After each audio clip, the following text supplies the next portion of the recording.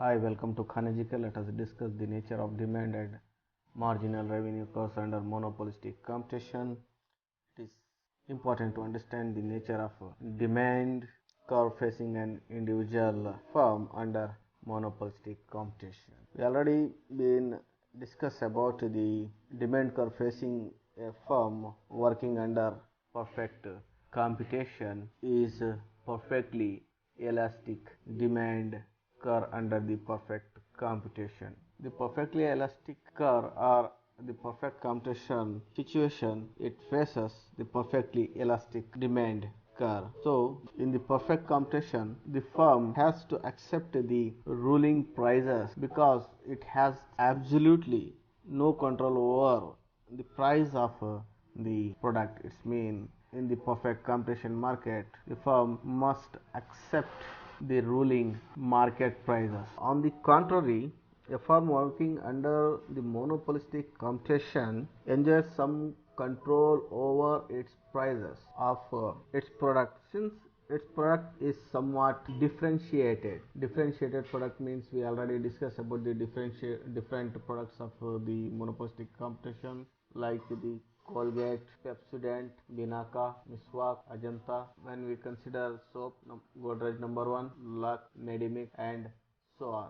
They are somewhat the differentiated product. If a firm under monopolistic competition raises the prices of its product, it will find some of its customers going away to buy the other products, because in the market customer has the slightly differentiated products. We can take example the paste, the soap, the shampoos, etc. That's why when the monopolistic firm raises the prices of its product, customer can change their view to buy the goods of a particular firm. They can purchase other products also. As a result, the increasing in the prices of the product, the quantity demanded of its product will fall. On the contrary, if the monopolistic firm it lowers the price, it will find that the buyers of other varieties of the product will start purchasing its product, and as a result the quantity demanded of its product will increase. It therefore follows that the demand curve facing an individual monopolistic firm slopes downward. If a firm working under monopolistic competition wants to increase its product sales, it must lower its prices. It can be raise the price of its product if it is prepared to sacrifice some sales. In another way, we can say a firm working under monopolistic competition can lower the prices by increasing its level of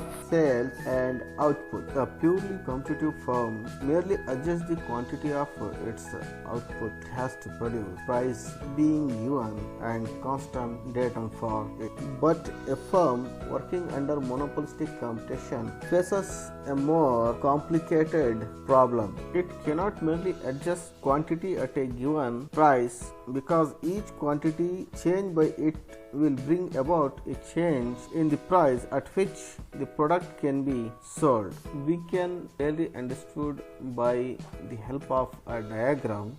In this diagram, on the OX axis we can give the quantity, and on the OY axis we can write the price of the product. In this diagram, DD is the demand curve facing an individual firm under the monopolistic competition. At price OP, the quantity demanded is OM. For that reason, the firm would be able to sell OM quantity at OP price. If it wants to expand its sales to greater quantity, that point is OL and the price is OL. It means the monopolistic firm must lower the prices of its product to sell greater quantity to ON. If it restricts its quantity to OG, price will rise to OH. In this way, every quantity change by it entails a change in price at which the product can be sold. Thus, the problem faced by a firm working under monopolistic competition is to choose the price quantity combination which is optimum for it, that is, which yield it maximum possible profit. Demand curve facing a firm will be his average revenue curve under the monopolistic competition. The AR curve or average revenue curve of the monopolistic competition or monopolistically competitive firm slope downward through its length. Since average revenue curve slopes downward, marginal revenue curve lays below the average revenue curve or below the AR curve. This follows from usual average relationship. The implication of marginal revenue curve lying below the average revenue curve is that marginal revenue will be less than the price or average revenue. Under the monopolistic competition, or monopolistic firm can sell more of its product when it reduces its prices. Marginal revenue therefore must be less than its price. In this figure, the AR curve or the average revenue curve of the firm under monopolistic competition and slopes downward. MR is the marginal revenue curve and lies below the average revenue curve at point M. It means at the quantity OM, average revenue or price is OP and marginal revenue is MQ, which is less than the OP. In an earlier video, we have explained that average and marginal revenues at a level of output are related to each other through the price elasticity of demand, and in this connection we derived the following formula, that is MR is equal to AR, E minus 1 divided by E, elasticity. Here the E refers to the price elasticity of demand. We shall further study about this formula. Under perfect competition, the individual seller can sell as much as he pleases at the going prices. Under monopolistic competition, the producer, his or her market is separate from that of his or her rivals to some extent. The firm's sales are limited by three factors. That is, first one is price, second one the nature of product, third one advertising outlay. Under monopolistic competition, there is a slight difference in the condition of price and output determination in the short run and long run. In this market, the producer is the price maker and not a price taker, because he has some control over the market. That's why he can decide the prices of its product. Now we shall discuss short run equilibrium of monopolistic competition. The short run equilibrium conditions for monopolistic competition or monopolistic firm are same as that are for a perfectly competitive market and monopoly market. The conditions are MR must be equal to MC, or marginal revenue is equal to marginal cost, and marginal cost curve is upward sloping at the point of intersection. Price should be greater than or equal to minimum of average variable cost curve. There are different short run equilibrium situations in monopolistic competition: abnormal profits, normal profit, losses. We shall discuss one by one the abnormal profit, the normal profit and the losses faced by the monopolistic competition firm. We have to assume some assumptions, that is price, the nature of product, will be remain constant.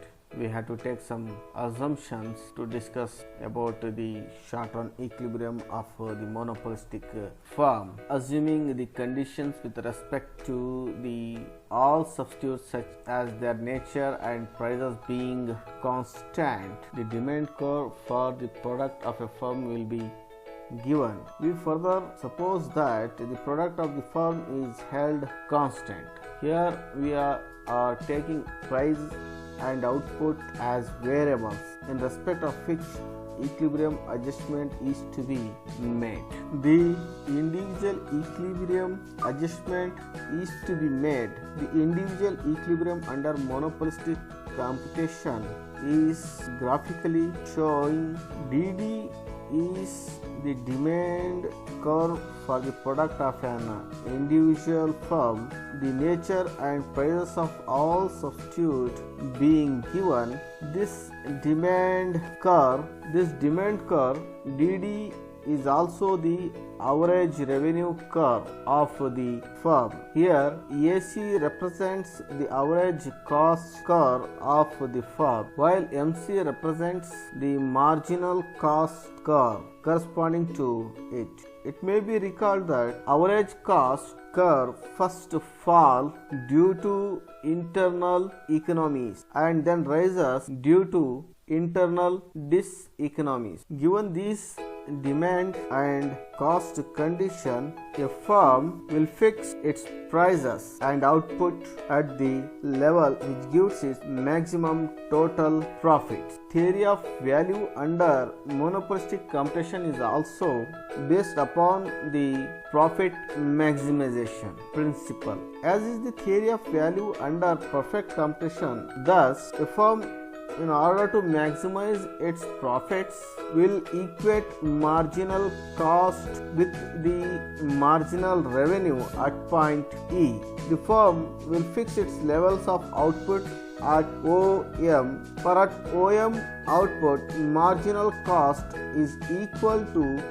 marginal revenue. The demand curve facing the firm in question indicates that output OM can be sold at price MQ is equal to OP. In this way, the determined price will evidently be MQOP.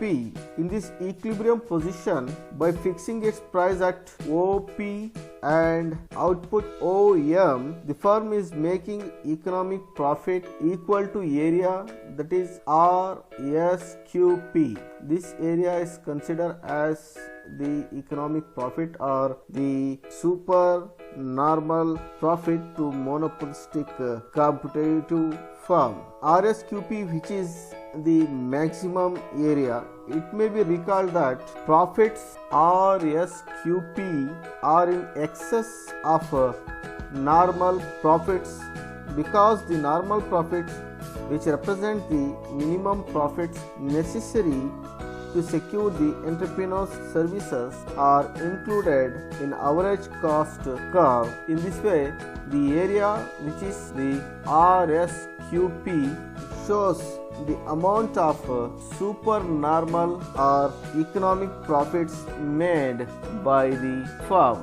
We discussed the abnormal profit or supernormal profit. Now we shall discuss about the normal profit and losses of the monopolistic firm by the help of a diagram. In the short run, the firm in equilibrium may make economic profit as shown in above diagram, but it may make losses too if the demand condition for its products are not so favorable relative to cost conditions. In this diagram depicts the case of a firm whose demand curve or average revenue curve for the product lies below the average cost curve throughout, indicating thereby that no output of the product can be produced at positive profits. However, the firm is in equilibrium at point ON and setting price NK or OT, for by fixing price at OT and output ON, it is rendering the losses to the minimum. In such an unfavorable situation, there is no alternative for the firm except to make the best of the bad bargain. Normal profit condition. In this diagram, the equilibrium is determined in the same way as diagram A. At point E, marginal cost at point E. The equilibrium price is OP and equilibrium output OM. Here we observe that the equilibrium price OP is equal to minimum point of AC. AC means average cost curve. Hence, the firm is earning normal profit. It should be carefully noted that in individual equilibrium of the firm in both A and B, the figure A and B, the firm having fixed price at OP and OT respectively will have no tendency to vary the price anymore. If it varies its price upward, then it will face us loss due to fall in quantity demanded will be more than made up by the higher price. If it cuts down its price, the gain due to the increase in quantity demanded will be less than the loss due to the lower price. Hence, price will remain stable at OP and OT. In figure, you can see A and B in these two cases respectively.